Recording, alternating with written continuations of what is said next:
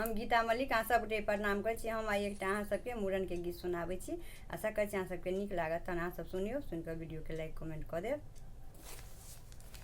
धीरे सँ कैंची चलबिहें रे हजमा, बौआ के तू नहीं कानबिहें।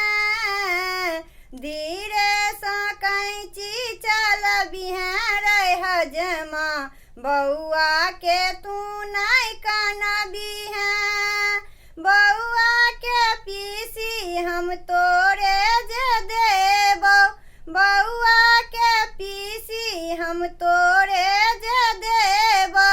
भरि दिन कपड़ा धोबिहें रे हजमा, बौआ के तू नहीं कानबिहें। भरि दिन कपड़ा धोबिहें रे हजमा, बौआ के तू नहीं कानबिहें। धीरे सँ कैंची चलबिहें रे हजमा, बौआ के तू नहीं कानबिहें। बौआ के मामी हम तोरे जे देबौ, बौआ के मामी हम तोरे जे देबौ।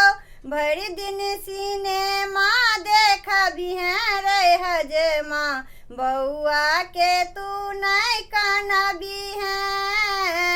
भरि दिन सिनेमा देखबिहें रे हजमा, बौआ के तू नहीं कानबिहें। धीरे सँ कैंची चलबिहें रे हजमा, बौआ के तू नहीं कानबिहें। बौआ के मौसी हम तोरे जे देबौ, बौआ के मौसी हम तोरे जे देबौ। भरि दिन बाजार घूमबिहें रे हजमा, बौआ के तू नहीं कानबिहें। भरि दिन बाजार घूमबिहें रे हजमा, बौआ के तू नहीं कानबिहें। धीरे सँ कैंची चलबिहें रे हजमा, बौआ के तू नहीं कानबिहें।